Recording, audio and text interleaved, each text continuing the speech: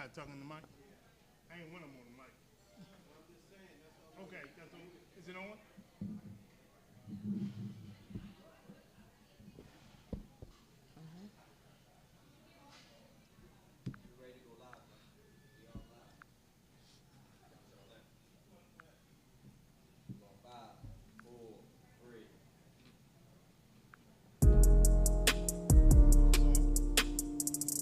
Welcome, welcome, Baltimore. Welcome, Baltimore.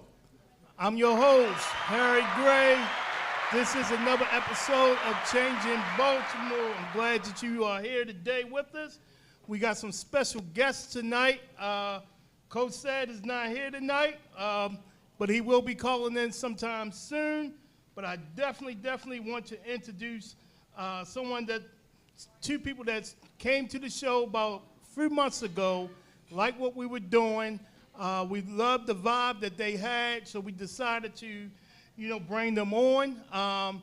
Hope they're not a little nervous, but we're going to get this thing, started tonight. First one, I wanted to introduce Miss Tanira. Tanira is from Brooklyn. So we're going to try to, introduce her to Baltimore. Man, I don't know how long she's been here, but she's going to definitely, tell you a little bit about herself because, we don't want this to be her first time. We want her to be a regular guest. And we got Miss Kalia. Hi. Hey, Miss Kalia. Your mic on? I hope Okay. so. It's on. And she said she's from Puerto Rico, Trinidad. She said she's from all over. So, again, Changing Baltimore, definitely say hello to both these lovely young ladies. Again, thank y'all guys for tuning in. Any questions, comments, concerns tonight's show? Our number is 410-417-7067. Again, our sponsors is Tone Drone LLC, Brainstream Media, Mo's Famous Seafood, and Whole Body Health Care. So before we really get diving into what Changing Baltimore is and some of the issues that we're facing in Baltimore, I'm going to let these two lovely young ladies speak. So I'm going to go first with Ms. Tanira. Tell them a little bit about yourself. Well, I was born and raised in Brooklyn, New York. Let's see. So I'm actually a Brooklyn College alumni. I actually had a radio show back in Brooklyn College. Let's see, I'm also an accountant at a talent agency based in New York. I'm a dog mom. I love music. That was pretty much what our radio show was based on back in New York, about anybody who had a talent. And I love to sing, I love to dance, and I like to jump double dutch. So if anybody out there jump double dutch, call me, follow me. All right, Ms. Kalia, tell about yourself. Sure, so I'm Kalia. I am a high school teacher. I taught at Kenwood High School for the past 2 years. Before Kenwood, I was an elementary school teacher. I'm probably going back to elementary. I've had enough of high school. I'm also a makeup artist. I am from the Caribbean islands. My mom's from Trinidad. We also have Puerto Rican family, so I love the island food, the island music. That's what we're all about in my household, just like culture. I'm a YouTuber also and an influencer. I also produce and host at BCPS TV. I've been doing that for the past few years. I have a puppet show, things like that on BCPS TV. And that's all. Okay. So I'm going to ask both of y'all the question, why Changing Baltimore? What was, your fascination about the show? What did you like about the show when you first, was here at Mo's? Well, I came here on my birthday, and I had no idea that you guys had a podcast. So that instantly intrigued me. I said, wait a minute, there's a podcast here. So then I started listening to what you guys are talking about, and I think it's really, really, really important to just try to help the youth and the community, and it's like really important. I came from a small community, Coney Island, back in Brooklyn, and you need activities for the kids, young boys, young girls. You need activities for them. So, and you also need to just shed a light on things that are happening in the community. So this intrigued me, and I can learn more about Baltimore while I'm here. So I really thank you guys for having this so I can get to learn more. And Like Tanera said, we came on her birthday, so it was a complete surprise to hear about the podcast, but we really enjoyed it, especially me as a high school teacher, hearing what you all were talking about regarding students and the change that needs to happen, so that's why I was interested. Yeah, and they didn't say that, spontaneously I just went over with the mic and put us on the spot. Start asking questions, but I thought it was a great time because I looked over there, they was having a great time with their family, and one thing, people know about me, I love family, so just to see them having a great time and celebrating, I just had the idea to go over there and say, hey, what about this? And that was a little shocking, but, they did very, very well, and we built a good rapport with them, and glad to have them on tonight. Thank you for having us. All right, so now that, we got through the introductions, we're going to take a quick 2-minute break. We're going to get into our first segment. We're definitely going to talk about, Brooklyn Homes and what happened there, get everybody's opinion on that, and we'll be right back in 1 minute.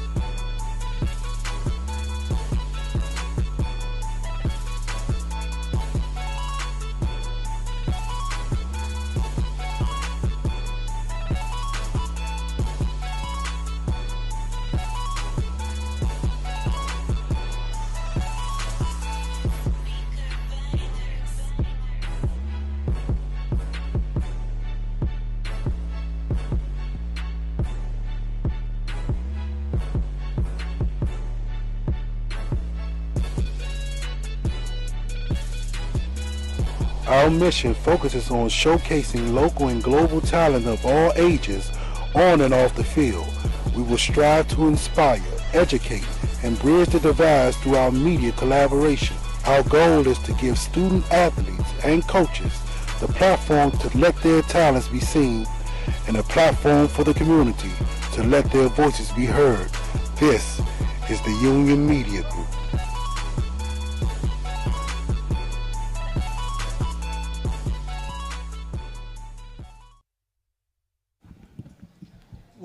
Welcome back, Baltimore. Again, I'm your host, Harry Gray, and I'm here tonight with Kalia and Tanera. Shout out to Coach Said, who, is on semi-vacation, but he is working, so it's a working vacation. Again, thank you guys for coming on.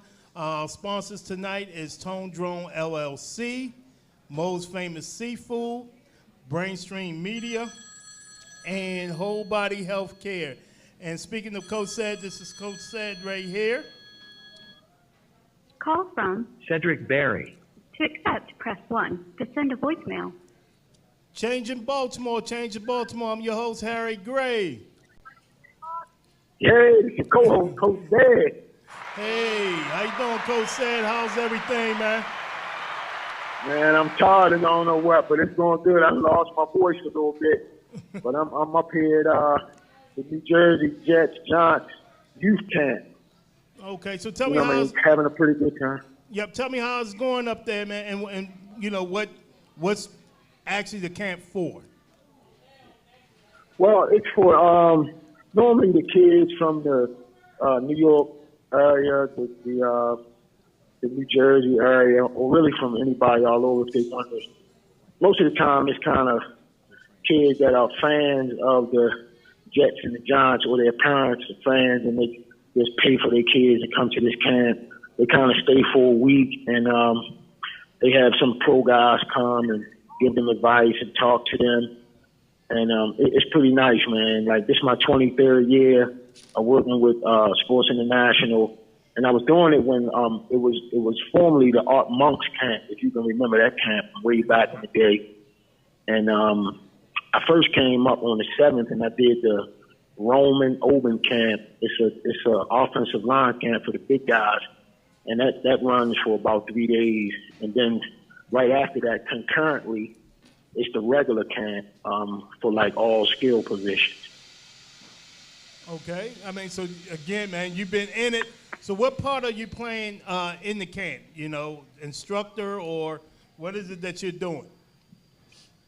Well, I'm one of the coaches. So when they look for somebody to do the big guys during the regular camp, I normally work it's really 3 age groups: the 7 through 9, like 11 through 14, and then the high school kids. So I normally do the middle guys, which is like middle school kids, and I always do the offensive line. So I normally work this camp here, and I work the camp at George Mason, which is the Commanders camp, the Jason Allen camp.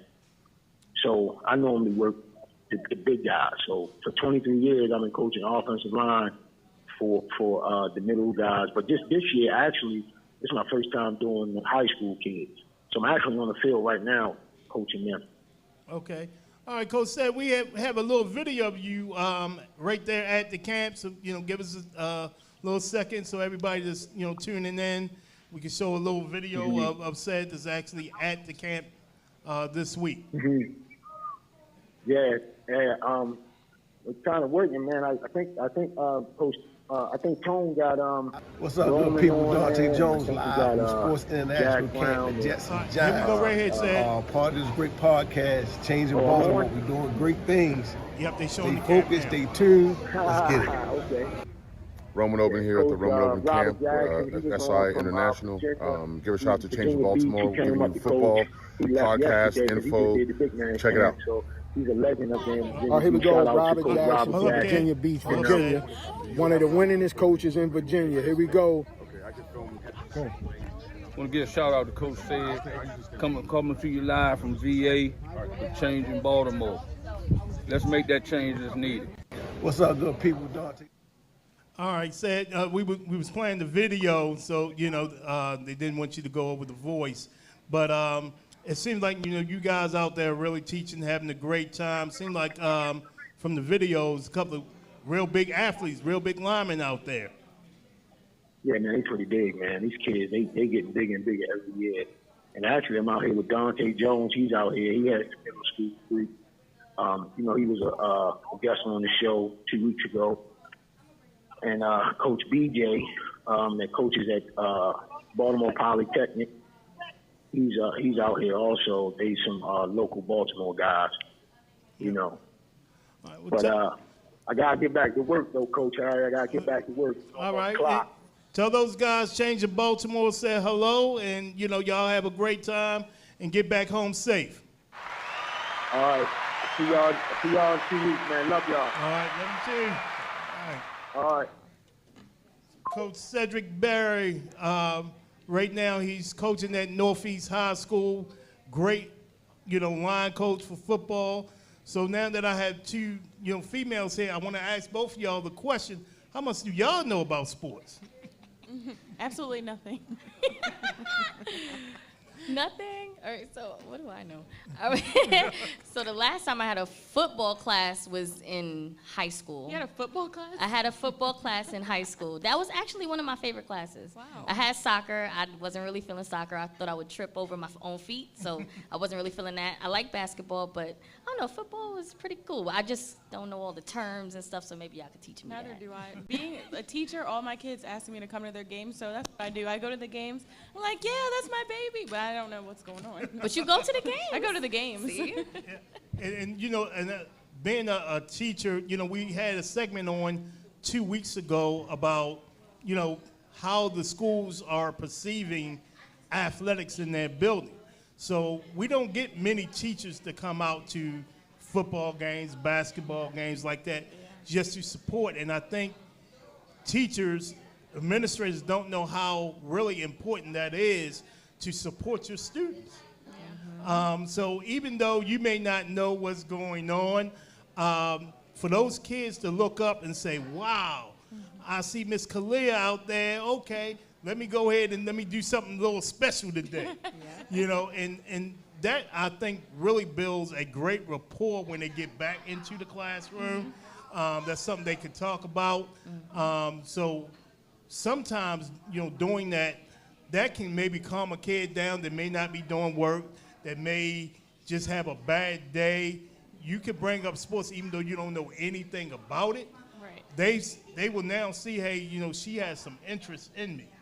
And I just don't think enough people get that and where we're trying to come from, because athletics is important. So, but before you leave this show, before the football season starts, we will give y'all a one-on-one tutorial on football. Oh, good. I'm down. excited. I'm here for it. So when y'all are sitting back at home, you can say, oh, that's a first down, or I know I'm cheering for the Ravens. Right. Or I know the- you get or the 7 Jets. points, right? You Something get like 6 points for a touchdown. You get 6 points for a touchdown. And then if they kick the extra point, then that makes it 7, because you only There get we one go. for the extra point. So you were very, very close, and that's good. But let's kind of talk about that, because going to football, going to baseball games, even basketball games, I know I see a lot of females at the games. So is it that you're hanging out for the atmosphere, you're with your significant other, or you're just doing something that's just fun? So tell me, if you've ever been to a game, Yes. So definitely in school, I've been to games, and growing up, I really want to actually go to a game. So I'm looking forward to doing that. So maybe we could do that together. We could. When I was in a relationship, I went to a Ravens game, and we were just drinking, having fun. I was there just for the atmosphere. I used to just go when I was in school, but now it's like I don't really have any games to go to. And I went with you, As Kalia. soon as I dumped the boyfriend, I ain't been back to no more games. So. If someone listening wants to take me. So did he know about the football? Yeah, he knew what was He going knew? on. But you said atmosphere. I was there for the atmosphere, for the fun. Yeah. So was it a good date? It was a good date. It was fun. I had So a good time. So young ladies out there, if your boyfriend, significant other says, let's go to a Ravens game, they say it's a good date. They say it's a good Go date. to the game. Go to the game. You ain't got to know what you're looking I at. don't know what's going on. When he cheers, you cheer. Right. When he get mad, you say, "Oh man, they must have messed That's up." what I was doing. So that's how you do it. And then when you get home, you can tell them, "I don't know what I was cheering about. Who won?" The drinks was good. Yeah. So, but let's kind of dive into it. Some of the events that's happened in Baltimore this past week and a half. In Brooklyn Homes, which is, South Baltimore, for those who don't know, 4th of July, 30 people were shot. Few of them that was, fatal gunshot wounds. Tell me, if y'all heard that news, you read it. Tell me y'all thoughts on that. I heard it. So I definitely saw it heard on about social it. media. Yeah, a lot of my students were at that party, so that's how I heard about it first, because I have them on Instagram. So it was very heartbreaking, and I was kind of disappointed when I saw some of the students recording and laughing and, oh, they're shooting. It was very disappointing. It's like you see things you don't really want to see. So I saw Right. a woman actually get shot in her leg. And then I found the mom of the woman, the young girl who died. And it's really sad. It's like we really got to get it together and just actually go out to a party so we can actually have fun, not go and there's violence. When can we get to that point? Right. And we talked a lot about, mental health and what's going on with our younger generations, honestly, from the age of 13 all the way up to, mid to late 20s. To have this big event that they said they have every single year, to have someone, I believe they said they arrested a 17-year-old who was responsible for this. What, I don't know if it's the gangs, I don't know if it's, I'm upset with this person, and I just go ahead and I just start shooting. But we're taking away lives. We're taking away fathers. We're taking away mothers. It used to be, when I was younger, It was like a code, like, no women, no children. And, if it's crowded like that, you're going to have to wait. But now it just seems like, okay, it is what it is. And now teenagers have that mentality. Some of them will even go to school and say, hey, it is what it is. It's on. Right. I'm going to get you after school. I'll get you around the way. So being a high school teacher, have you experienced some of that where you had to kind of like step in or at least talk to somebody and say, hey, look, this is a situation that may be going down? Every day. I experience that every day. They don't wait till after school. They'll fight right there in the middle of the hallway, in the middle of your classroom while you're they do not wait. They don't care. They're so angry, and it's really sad. But I do try to have those conversations with them every single day. Like, it's not worth it. And I'm big on God, so I'll even try to pray with them and do the most that I can in my position, because they are angry, and mental health is really important. But a lot of their parents aren't involved either, so I try to step in as a teacher, as a mom, like take that role on too, and try to change one life at a time. Right. So what high school are you currently at? Kenwood. Kenwood. So that that's in the county. Of course, in Baltimore City, we've had a lot of parents. I'm at a local high school, and we're at Mercantile High School, and of course we had a tragedy last school year, the first week of school, where a young gentleman, former football player, was shot and killed at dismissal. And a lot of parents believe that it's the school, it's the school, it's the school, it's the school, so let me transfer my son or let me transfer my daughter somewhere where it's safe. I don't believe right now it's a lot of places that are truly, truly safe, especially when you go outside your doors. And I ask people, what neighborhoods do you live in? And depending on the neighborhood that you live in, you see violence all around you. And you don't sit back and say, you know what? Oh, I'm getting up and move. Because, when we ask the question, well, how long have you been there? Oh, I've been there for 17 years. Well, how long has the violence and the drug dealing and everything been going on? Oh, it's been going on for the last 7 to 8 years. But you haven't moved. You haven't helped the problem. You haven't fixed the problem. But when it comes down to school, you blame the mayor. You blame the school system. You blame everybody. But it's the gun violence in America is running rapid right now. Just on one of those videos on July 4th, you could see it was on Facebook, so I guess one of the kids with the gun? Yeah, where he actually pulled it out. I saw that in the video. Out of his book bag. A So kid. that young man was probably no more than 15, 16 years old. He looked very young. So And the fact that they have that on camera is insane. He was just having a good time, like, yep, here's my gun. now he looked like he was angry because the DJ was saying something like, somebody smells. So it was, everybody was like, well, that must have been him because he really got mad. He pulled out the gun. But it's everywhere. So taking your kid out of a public school in Baltimore City and saying, oh, okay, I'm going to put him at Kenwood. And no you're better. saying right now, like, oh, it's no different. It's no better. I heard Parkville is no different. Back in the day, I want to say a few years ago, Woodlawn was no different. Right. So it's all over. But the advice that I have is we, as parents, as grandparents, we have to stop running. And I think sometimes we run from the issues, or we just sit back and we just ignore the issues until it hits our own doorstep. So then we sit back and say, okay, well, it's getting close. Let me do this. Let me do this. And it's anger. But yet, if it's Johnny that lives 25 miles away from you and something happens to him, we're not angered about that. We're not angered that, you're walking with your significant other down the harbor and somebody comes up and tries to steal your purse or try to actually push you in the water. We're not angered about that. But also we sit back and say, hey, Mayor, it's your fault. Baltimore City Police, it's your fault.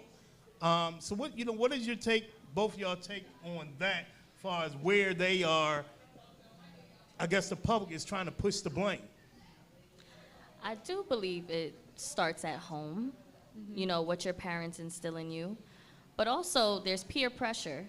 So you also have to really fight that urge to follow what the other kids are doing and try to encourage them. Like sometimes kids know that that's wrong. Right. So they have to follow their instincts and open their mouth and say, nah, bro. Like if it's a boy, nah, bro, that's wrong. You know, But they want to fit in. young women, so yeah, they want to fit their in. friends. I think it's just really important to really instill it in your kids at home, and then it has to really be up to them It has to resonate to with take it the with them. kids. And the teachers.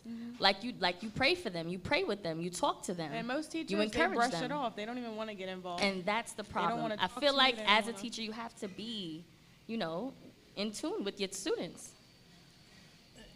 The funny part about all of this is sometimes as a teacher or a professional in the school system, you can see a kid, one, having a bad day, or you can see a kid maybe doing wrong. You can pick up the phone and call that parent, and that parent may, one, ignore the phone call because they say, oh, you know what, that's the school call.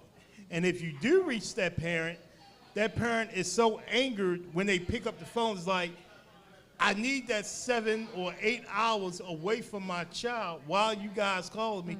That's your fault that he's running the halls. That's your fault that he's fighting or she's fighting. That's your fault that, you know, she got into it with her classmate over something that they posted in social media. Right. And then when they finally come up to the school, when I say they are on level 9 when they come up, sometimes it's like, okay, we can't really touch the situation. We got to calm you down as a parent. Right. And we can't even sit back and say, well, this is how this started or this is this.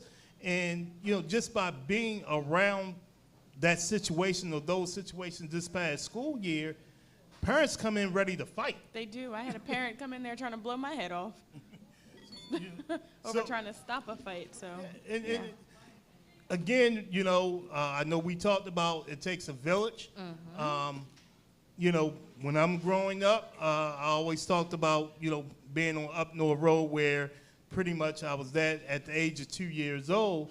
It was a village. That whole block, you couldn't do anything without an adult saying, hey, you know what, that's wrong. You know better. You know what, I'm going to tell your mother. And then we had a couple of adults that actually, you know, put their hands on us because they was like, no, your mother or your father said it was okay to do this. And you're looking and saying, man, Mr. Cheeks, I know you ain't going to punch me in my chest, you know, or you ain't going to jack me up in front of it. But again, that's what they were allowed to do. Parents said, okay, you know, you are my son's parent when I'm not around. So you're going to help me help him to be a better person. But now it's like the first thing is, you better not touch my child. right. Yeah. I know my child's 1,000% wrong, but don't touch him. Don't say nothing to him. So again, thoughts, young ladies, on this segment that we had. I feel like also in the schools, like in my junior high school, there was a guidance counselor that everybody looked forward to talking to. So sometimes you need that mentor. And I think that's a great thing for like the coaches. Like they look at you as mentors as well. So I feel like sometimes they need others other than their parents to like look up to talk to. So teachers, coaches, guidance counselors, you know, maybe even just a random like secretary in school, someone, like they need other people to talk to, and they have to feel comfortable to talk to you. So you have to give them that open your arms and say, hey, you can talk to me. You know, like I see you're having a bad day. Even check on them in the hallway. Something as simple as that. Like if you see they're having a bad day. Right. I think that's really important because like you said, number one, mental health. Like you don't know what's going on in someone's head. You don't know what's going on. You could really say the right thing and stop them from doing the wrong thing. I agree.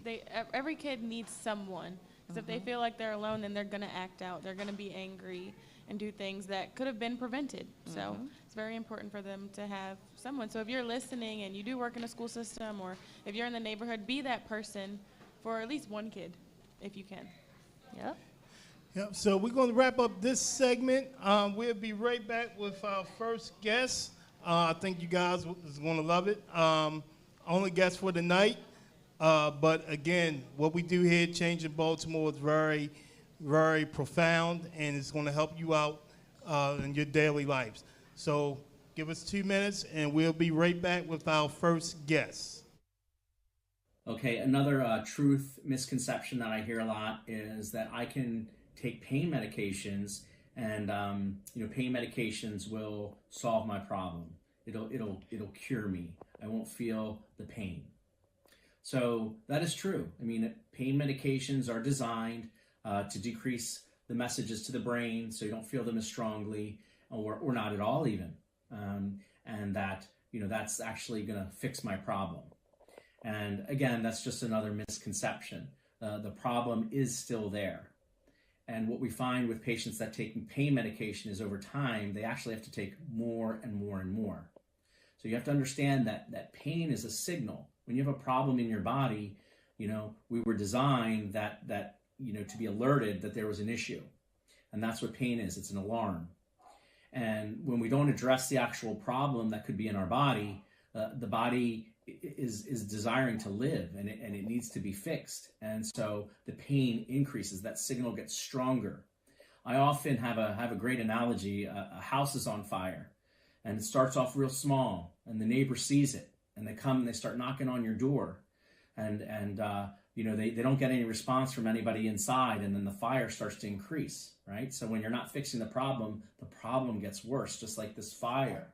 And so the neighbor starts to really, really panic, and they start pounding harder, and harder. They may even find something they want to throw through the window, right, to get your attention. And so our body is the same way. Your body will send those signals, and over time, patients take more pain medication or a stronger dose or a stronger medicine. And so, heaven forbid it be something that could be addictive. And so that's what we want to help people avoid that situation. So getting to the root cause of the problem and actually fixing it is way more ideal than just covering up pain with medications. I want to thank everybody for watching the video today. And of course, for more information, you can reach us at wholebodyhealthcare.com, www.wholebodyhealthcare.com. Our office phone number is 410-662-4476. And the office address is 3914 Hickory Avenue, Baltimore, Maryland, 21211. And you're always welcome to stop by, chat with our friendly front desk, and we can set you up for an appointment. As always, best of health. See you soon.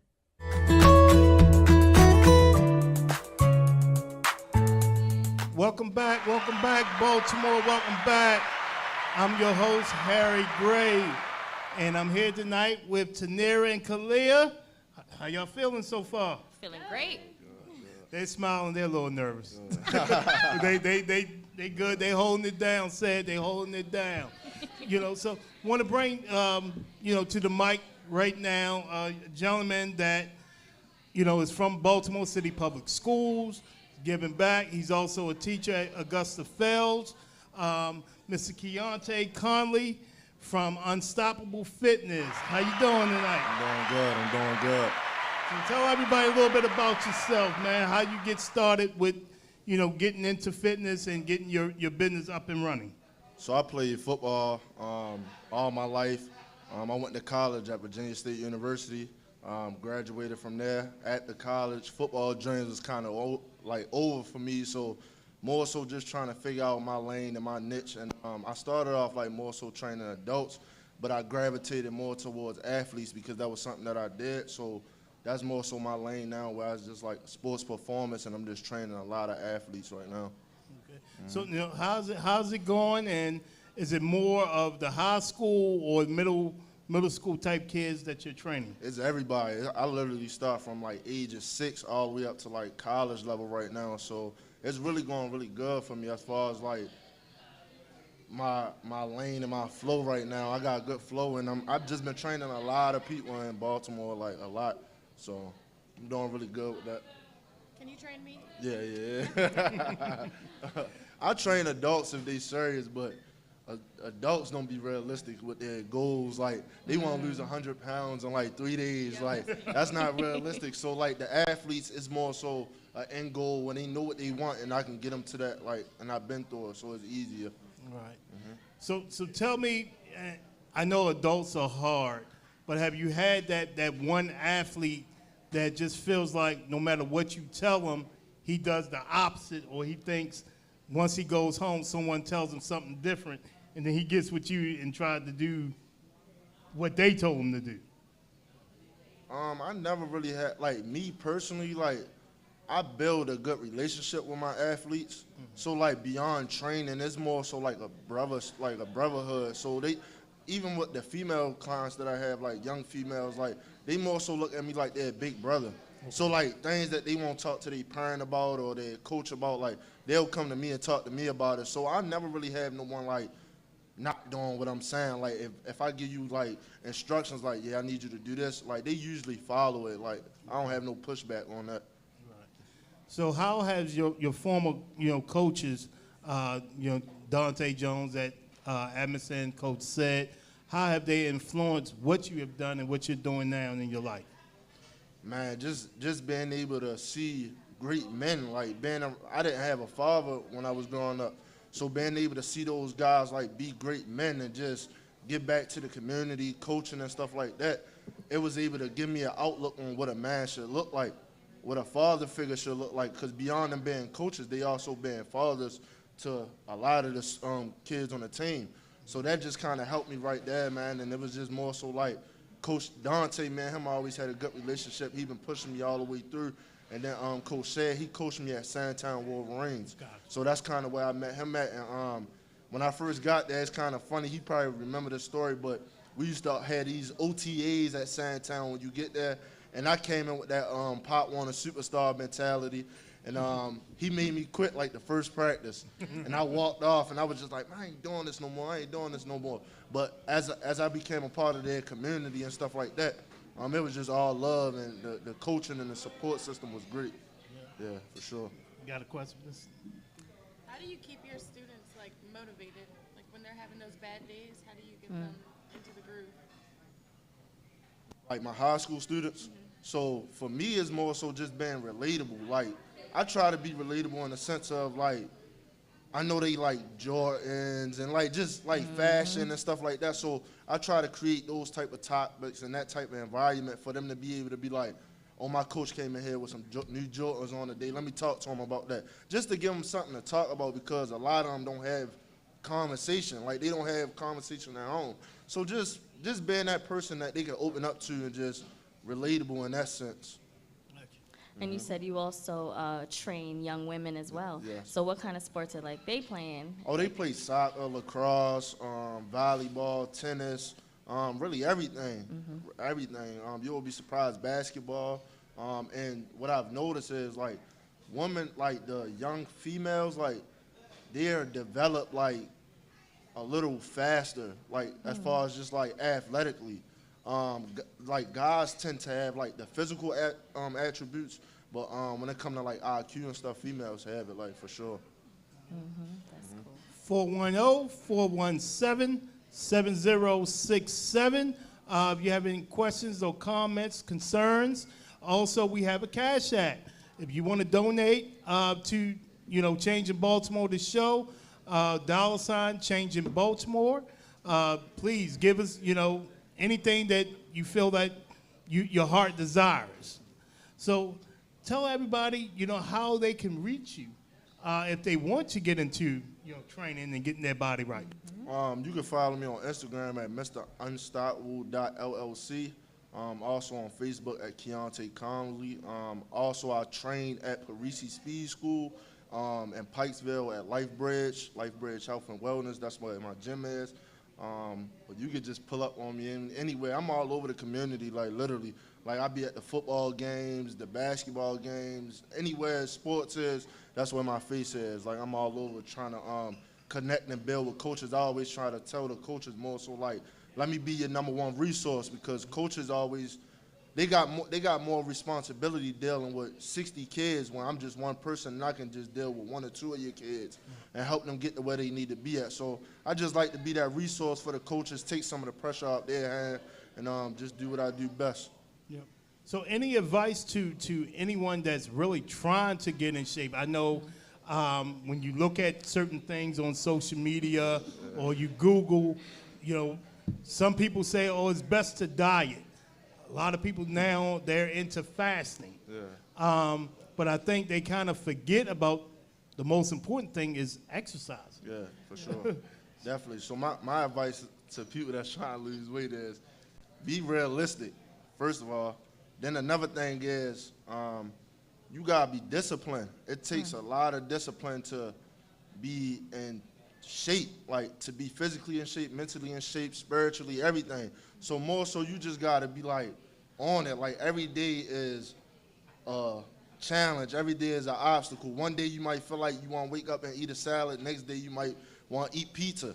But you have to know how to adapt and just stay to the course, because people don't understand that it's a process. Everything is a process in life. So same how like when you try and get your credit right, same how when you try and get your finances, whatever, it's a process. It don't happen overnight. So same with fitness. Like it's not an overnight process. You gotta really like be on it day by day. So that's more so what I tell people. I always tell people that train with me, like, I'm not that 1 week trainer where you gonna lose 100 pounds in 1 week. It's gonna be 2-3 months before you start seeing real results, but you're gonna feel better about yourself. It's a true investment. Yeah. Snap my fingers for that. You were speaking to me real fast. It's the discipline for me. Yeah, for sure, definitely. You got to be consistent. Yeah, for sure. That's the Consistency thing right is the key. Consistency is the key. Well, I think that's me. I will go to the gym, spend 2 hours one time, be like, oh man, I ain't lose no weight. Yeah, for sure. I ain't going tomorrow. Yeah, for sure, definitely. Give me some cheesecake. Yeah, for sure. I'll be in the zone. I'll go outside. I'll go for a run. I'll do some exercise. I'll go in the sun. I'll sweat. And I'm like, all right, I'm going to do this tomorrow. Tomorrow comes. Yeah, for sure. What happened? Yeah, for sure. I'm sleeping. I'm tired. Definitely. Another thing is, like, find things that are, like, interest you. Like, it don't have to also always be, like, get on a treadmill and stuff like that. It can be, like, simple as, like, if you like skating, if you like, whatever you like doing, like boxing or whatever, like I always try to do multiple things. Like me personally, like I do everything just so I can not just get bored with one thing. You get what I'm saying? Because when you get bored, then you like, I ain't going to the gym no more. I'm tired of going to the gym. So if you playing basketball, if you playing whatever you doing, just like stay active. That's basically the key, is just staying active, really. So I'm gonna ask you, this question that, going back to kind of our first segment, teaching at Augusta Fells, what are some of the things that you see with our young kids, young adults, in the inner city at Augusta Fells, where you say, hey, you know what, if they had this, things could change. So, what are some of the things that, you see? I know it may be the fighting, or kids just maybe giving up on themselves. Yeah, for sure. So at my school always in the news, but that's all good. But a lot of the same things at all the schools, gun violence, kids bringing weapons to school, them not being able to just have, they don't know how to like release their emotions properly, basically, and it's because they don't have nothing to do besides just like be on Instagram, social media all day, see what's going on with other people, and they not really like in tune with themselves, or their parents not involved 100%. How does that impact them on the field when they're playing sports? Like their emotions. I think no. So that's the thing. Now for me, like more so when I play sports, football was my outlet, and that's really like how I'm here today, because that's what kind of like saved me, because I grew up in the same environments as these kids, like, so I can understand what they going through 100%. I understand like a lot of the stuff that they coming from. So me going through that and then playing football and then saving me, I always try to like be like it can save them as well. So I think that's where they're, when you playing a sport or you doing something constructive, that's how you release your emotions in certain type of ways, especially being a man and a guy. Yeah. So for all of our Facebook viewers, how do you combat youth violence?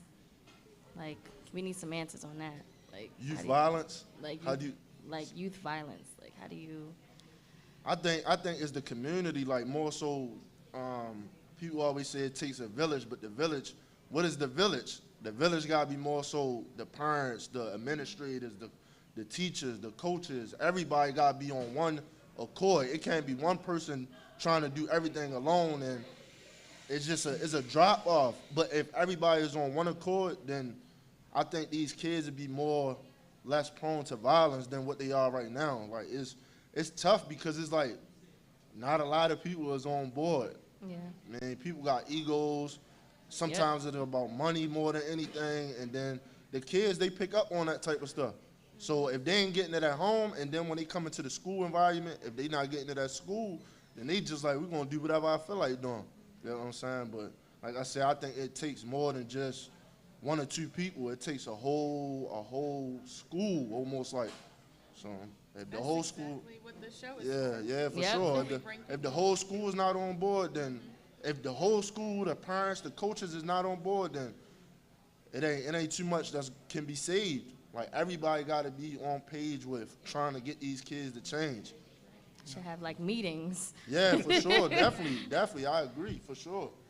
The mayor, everybody, like everybody got to come together. So. And that's, one of the reasons why we developed this platform here at Change in Baltimore is to try to bring everybody together to try to talk and solve some of these issues that we have, because, we can't worry about what's happening in New Mexico or Texas. We have to worry about what's going on here in Baltimore to get ourselves right. Yeah. And I think that's some of the issues that I have with America in general, where we may worry about what's going on in other countries. And instead of saying that, you know what, we have a homeless problem here in Baltimore, or we have a homeless problem in America, let's solve that first before we give billions of dollars to this country for them to build up an army so we can eventually take it over and tell them what to do with their own army. So, I definitely have a real issue, with that, but we have to fix home. Question to, everyone up here, do you guys feel that we need more parenting classes for our young parents? Because it seems like a lot of our young parents, they're not parents. They tend to try to be friends as the kid grows up, more so than being a disciplinarian. So, what's y'all take on that? I'll start with Mr. Nair first. I do feel like it is important to be your child's friend, right? However, you have to be strict with them to a certain extent, because they have to have that fear. Like that, my mom was strict with me, okay? So that instills something in me that's like, all right, I gotta listen. I have to go home and do my homework. Like, I have to listen to what she's telling me to do.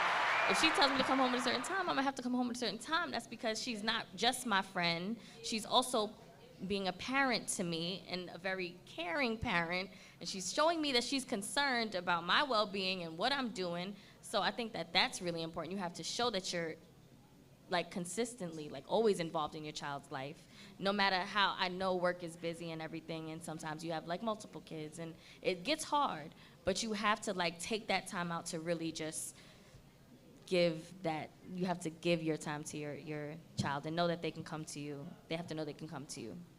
Ms. Khalil? I think that's where the line gets blurred. Like, my mother always told me, I'm not your little friend. All the time. So I have a lot of respect for my mom, but these kids do think that they're their parents' friends, and that's where the problem comes in hand, because then they're not listening to you. They're like, whatever. Like, you let me do whatever I want any other time. So I think you have to be a parent. They have to step up and be a parent. And I think that a lot of young moms and fathers would benefit from a class. I'm one of the only ones out of my friend group who don't have kids. So I see my friends who are struggling to take care of these kids. Like, they do need the help. I think a class would be very beneficial. Yep. Ms. Keonte, as a male, your question is going to be a little different. How much of an impact does it have on a child where dad is not in the household and dad is not present in that kid's life? So that's a really good question. So I'm a dad myself. I have a 4-year-old daughter, and that's really what I stress the most is just making sure I have that time and like being there. Like I said, I didn't grow up with a dad in my life, so I understand that feeling of being let down in certain type of ways. But me having a daughter is like I don't want her to feel that same type of way. But at the same time, me being a teacher, I see like a lot of the young females, a lot of the young guys, they don't have dads in the household. And I can tell like the structure is not there, the discipline is not there, like they just run off at the mouth. They do whatever they want really. So, and they don't have no consequences. More so if the dad was there, it'd at least be a little bit more structure. Not saying that the moms can't give them that, but it's just that some moms be a little bit more lenient, or as a single mom, it can be really hard to like discipline your kids. You know what I'm saying? So just having a dad in the household means a lot. Even if you co-parenting, a dad being in a child's life, period, is like the huge thing that should be going on for sure, definitely. And a lot of the young guys in my school, they don't have father figures at all. Right. So it's tough. It's tough. So like I said, I just try to set the example as best as I can with my daughter, and then also just trying to be that mentor, that big brother role, or even a father figure role if I can. Right. For sure. And I have a friend, a homegirl. She's raising pretty much 3 kids. A high schooler, pretty much I think he's 3, and then she has an elementary school daughter, and she's working. She's busting her butt every day doing doubles. You know, shout out to her. Shout out to all of the single moms that will put that, you know, get out there and say, hey, you know what? I got to sacrifice going out. I got to work this double because I got to make sure that the lights stay on. I got to make sure we keep a roof over the head, and then still come home and cook that meal. Yep. Still come home and still discipline the kids, because I see it both ways. I see the mom that does that and the kids respect it. They come home, they discipline the kids. When you see that kid out in the street, they're not doing the things that they shouldn't do. They're the yes ma'am, no ma'am, yes sir, no sir type people. And the first thing that they do is say, I can't do that because what would my mom say if this happens to me? But then we have the single moms that say, look, I had you when I was 15, 16 years old. Now I'm 30 or 31, 32 years old. Guess what I'm doing? I'm partying. So you can fix those oodles and noodles. We got beef, we got chicken, whichever one you want. You know, we got some can of Spam. If you want some meat in there, go and fry that Spam up, put it in there. But I'm going, you know, to Moe's, and I'm going to eat lobster. I'm going to Moe's and party because they at the DJ on Friday and Saturday nights. I got to get my drink on.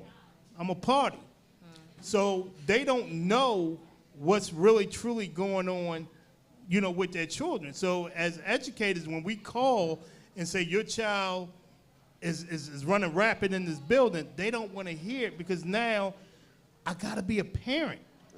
I have to be a parent. So they come in so frustrated because it's like, look, I really don't know how to be a parent because I've been letting my son or my daughter do whatever they want up until this time. Y'all handle it. And that's what parents would say.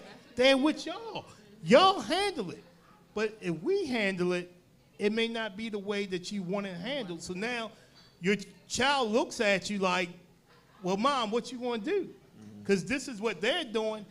And then the mom says, oh, you know what? Because you're my friend, now I got to defend you, even though you're wrong. So as educators, we are in a no-win situation a lot of times. You know, I fuss a lot. Shout out goes out to her because I think she's a great mom. My ex-wife, I have 3 daughters. You know, my oldest daughter is junior at Howard.